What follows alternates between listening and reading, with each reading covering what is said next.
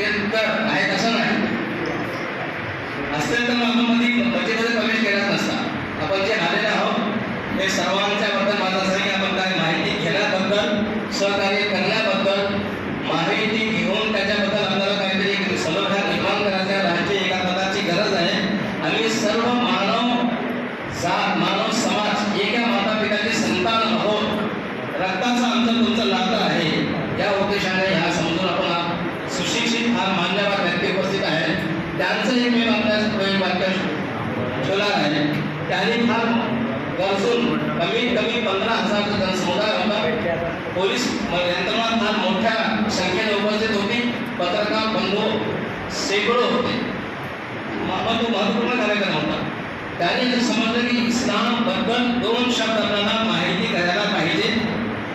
प्रेम वेगळी व्यवस्था आहे, पूजा वेगळी वस्तू आहे.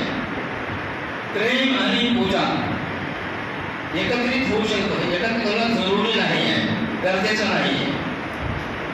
उल्लेख करून त्यांनी सांगितलं इस्लाम धर्म आणि मुसलमान.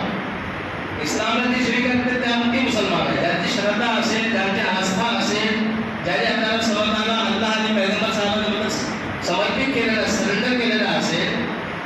इस्लाम आई वडिलांशी आदर, मान, सन्मान, प्रेम शिकवितो. आई वडिलांचा आदर करा, मान सन्मान करा, प्रेम करा, त्यांची सेवा करा. हा त्याचं शिक्षण आहे, ज्ञान आहे. परंतु इस्लाममध्ये पूजाबद्दल आई वडिलांची पूजा शक्य नाही. धरती, सूर्य, चंद्र, आकाश, सृष्टीमध्ये जे काही आहे ते आदरणीय आहे, सन्माननीय आहे, कामाचे आहे, त्याची गरज आहे. त्यांचा मान सन्मान ठेवायला पाहिजे, त्याच्याशी प्रेम करायला पाहिजे, त्याची सांभाळ करायला पाहिजे. परंतु इस्लाम धर्म पूजाबद्दल स्पष्ट पूर्णपणे एक पूज्यनीय शिवाय दुसरा कोणी पूज्य नाही. त्याने सांगितलं स्वामी शंकराचार्य साहेबांनी की इस्लामची एक शिकवण आहे. पैगंबर साहेबांनी सांगितलं आहे ला युमिनु अहादुकुम हत्ता नकुना अहब्बा इलैहि मिन वालिदिही व वलदिही व मिनन नासी अजमाईन. हे त्यांचं वचन आहे पैगंबर साहेबांचं. त्याने म्हटलं कोणीही श्रद्धाळू, आस्था बाळगणारा, विश्वास ठेवणारा, इमानवाला मुसलमान तोपर्यंत कंप्लीट पूर्ण मुसलमान होऊ शकत नाही जोपर्यंत तो माझ्याशी स्वतःपेक्षा, आई वडिलांपेक्षा, सर्व मानव समुदायापेक्षा जास्त मी त्याच्याकडे आवडतीचा नसेल, माझ्यावर त्याचा जेवढा प्रेम नसेल तोपर्यंत ते पूर्ण मुसलमान होऊ शकत नाही. सर्वात जास्त नतमस्तक कहा जाता है जिसको, नाक और माथा सजदा करना, ये अरबी का शब्द है.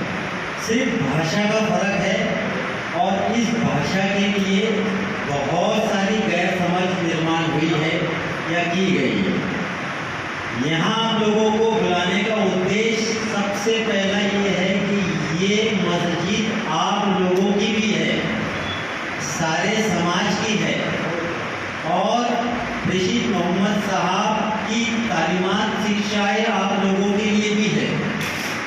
कुरान पूरी मानवता के लिए है, हुदल नास कहा गया है.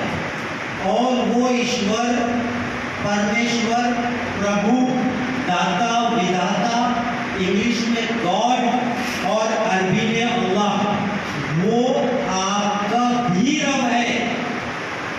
अल्लाह शब्द अरबी का है, उस निराकार ईश्वर प्रभु के लिए इस्तेमाल हो रहा है जो सृष्टि और ब्रह्मांड का निर्माता, पालन करता, सृजन करता है. त्या कार्यक्रमासाठी जे पदाधिकारी त्यांच्या सर्वांचं मी आभार मानतो आणि या कार्यक्रमाला उपस्थित असलेले वडगाव शहर, मला असं वाटतं एक चांगल्या प्रकारचा परिचय आपण इथे दिला आणि तो स्पष्ट मराठीमध्ये दिला. त्याबद्दल मी तुमचा मनापासून आभार मानतो.